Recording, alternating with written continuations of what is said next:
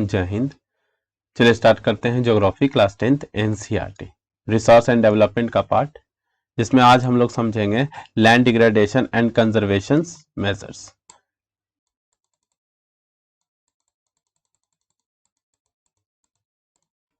तो land degradation and conservation measures को हम लोग समझेंगे। अब देखिए, पहले समझते हैं कि हम लोगों के पास जो रिसोर्सेस हैं, हम लोग ये भी चाहते हैं कि हमारे पास जो रिसोर्सेज है वो फ्यूचर जनरेशन भी उसका यूज करे। इट मींस उसको कंजर्व करने की जरूरत है।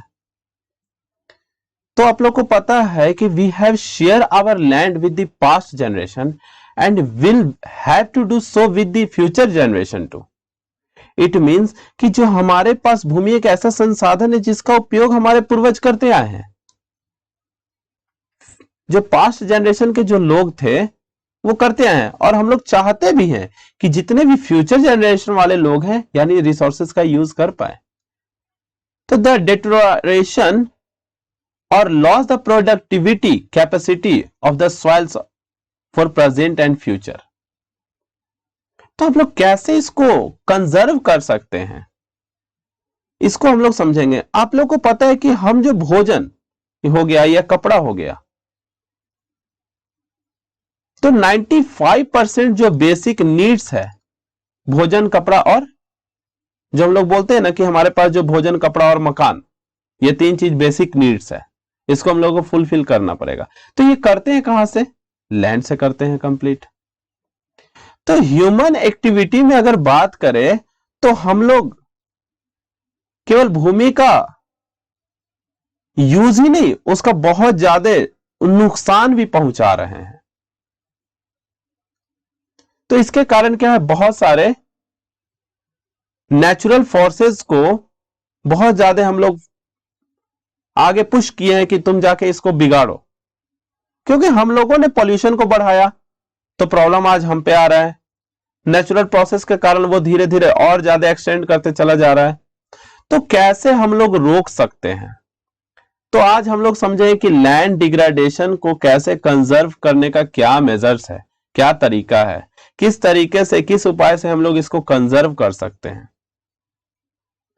तो आप लोगों को यह भी पता होगा कि 13 करोड़ जो हमारे पास जो हेक्टेयर जो जमीन है,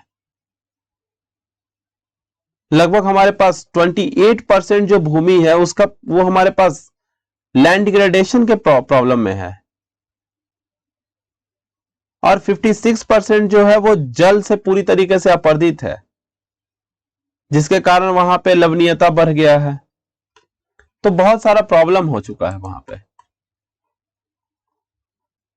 तो ये सब जो प्रॉब्लम है इसको हम लोग कैसे बचा सकते हैं, तो ये सब सारा प्रॉब्लम को हम लोग समझेंगे। तो ह्यूमन ने भी क्या किया, ज्यादा से ज्यादा लोगों ने क्या किया कि हम लोग करते हैं क्या कि वन को काटने लग जाते हैं, जितने ही फॉरेस्ट एरिया थे उसको खत्म करने लग गए, माइनिंग का प्रोसेस करने लग गए। तो ये सब करके हम लोगों ने और इसको उकसाया है, लैंड को और उकसाया है।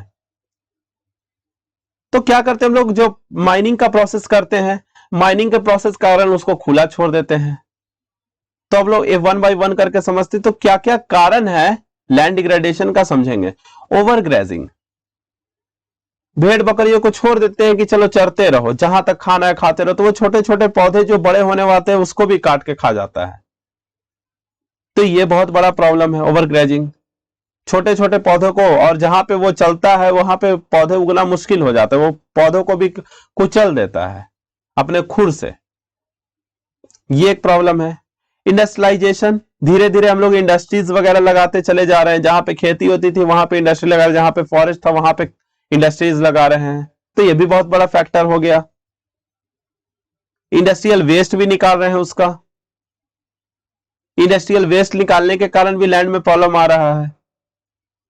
माइनिंग का प्रोसेस कर रहे हैं, माइनिंग का तो प्रोसेस करते हैं हम लोग, माइनिंग का प्रोसेस करने के साथ साथ जैसे आप लोग जानते होंगे कि छत्तीसगढ़ हो गया, मध्य प्रदेश हो गया, झारखंड हो गया, ये सब जगह पे माइनिंग का प्रोसेस करते हैं और वहां पे खुला छोड़ देते हैं जमीन को। इसके कारण वहां पे बहुत सारे एक्टिविटीज होते रहती है, तो ये प्रॉब्लम होता है।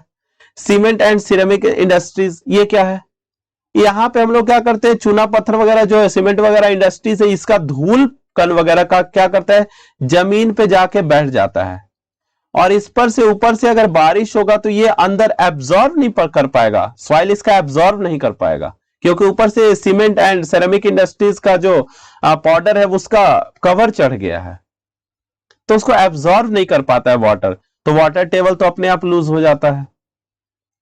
ओवर इरिगेशन भी एक बहुत बड़ा प्रोसेस है। ओवर इरिगेशन का जो प्रॉब्लम है, इसके कारण भी लैंड का डिग्रेडेशन हो रहा है। तो रिजल्ट क्या क्या मिलेगा, तो काउजेज आपको पता चल गया, over irrigation, industrialisation, mining and cement industry and ceramic industries, और over irrigation, over grazing and over irrigation. तो ये कारण है हमारे पास लैंड डिग्रेडेशन का। रिजल्ट क्या मिलेगा, जैसे ही हमारे पास लैंड डिग्रेडेशन होगा, खेती कम होगी, तो प्राइसेस फूड का क्या रहेगा, इंक्रीज होगा। खेती फॉरेस्ट वगैरह कम होगा तो क्लाइमेट क्या हो जाएगा, चेंज हो जाएगा। खेती वगैरह कम होगी, फॉरेस्ट वगैरह खत्म होते जाएंगे तो इन्वायरमेंटल हैजार्ड्स हो सकते हैं। इसके कारण the loss of biodiversity and eco service, बहुत सारे लोगों की, बहुत सारे जीव जंतुओं का इसमें बहुत ज्यादा प्रॉब्लम होगा, उनका मृत्यु भी हो सकता है, ये भी प्रॉब्लम है। तो ये सब बड़ा फैक्टर्स है। काउजेज आपको पता चल गया, over grazing, industrialisation, mining and ceramic and cement industries, over irrigation. Result आपको पता चलेगा, फूड का प्राइस हाई हो जाएगा, क्लाइमेट चेंज हो जाएगा, इन्वायरमेंटल हजार्ड आ सकता है, the loss of biodiversities and ecosystem services. तो हम लोग इसको कैसे रोक सकते हैं, कैसे रोक सकते हैं, एफोरेस्टेशन, ये बहुत बड़ा फैक्टर है, ये बहुत बड़ा फैक्टर है। ज्यादा से ज्यादा हम लोग क्या करेंगे, वन को लगाएंगे। Planting and shelter belts of plants, ज्यादा से ज्यादा प्लांट्स वगैरह लगाएंगे, शेल्टर बेल्ट्स बनाएंगे। इससे क्या होगा, हवा आएगा तो टकराएगा पहले उसमें, हवा जब टकराएगा तो वो धूलकण को उड़ा के एक जगह से दूसरे जगह भी नहीं लेके जाएगा। ओवर ग्रेजिंग को कंट्रोल करेंगे, कंट्रोल करने की इसको भी कोशिश करेंगे। Stabilisation and sand dunes by growing thorny brushes, आपको पता है जहां पर रेगिस्तानी इलाका है वो सब तो मिट्टी हवा के साथ साथ, गर्म हवा के साथ बहुत ज्यादा उड़ती है। इसके कारण क्या, उस वहां पे जो रीजन है, एक जगह से दूसरे जगह सॉइल, एक जगह से दूसरे जगह चला जाता है।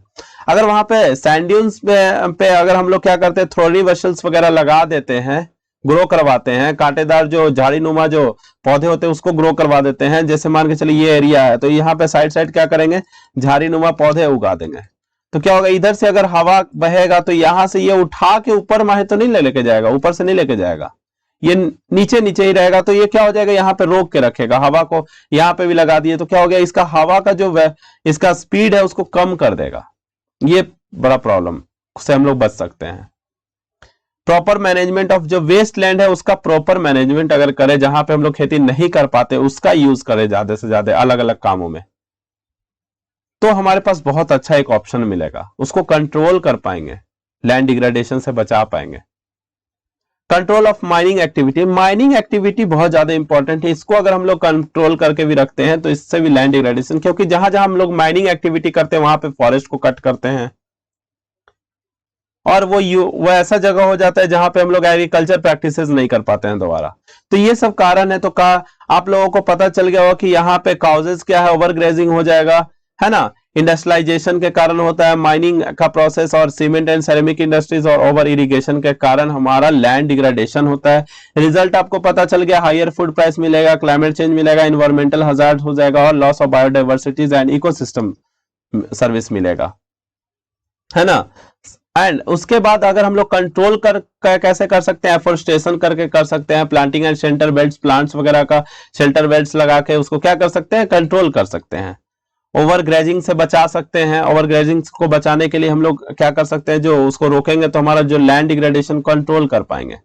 Stabilization and sand dunes and growing thorny brushes वगैरह का यूज करके भी हम लोग इस प्रोसेस से भी क्या कर सकते हैं, लैंड को डिग्रेडेशन होने से बचा सकते हैं। मैनेजमेंट, जो प्रॉपर वेस्ट है जो हमारे पास है, जो वेस्टलैंड है उसका बहुत अच्छे से मैनेज करके भी लैंड डिग्रेडेशन से उसको बचाया जा सकता है। और माइनिंग एक्टिविटी को भी कंट्रोल करके क्या कर सकते हैं, लैंड डिग्रेडेशन से बचा सकते हैं। तो मैं भी आपको इतना तो समझ में आ गया होगा कि लैंड डिग्रेडेशन का मेन कारण क्या है, उसका रिजल्ट क्या मिलेगा, हाउ टू कंट्रोल, क्या क्या मेजर्स है उसको कंट्रोल करने का, है ना। तो ये फैक्टर जो था बहुत इंपॉर्टेंट था, इस फैक्टर्स को मैंने कंप्लीट कर दिया आपके इस टॉपिक में।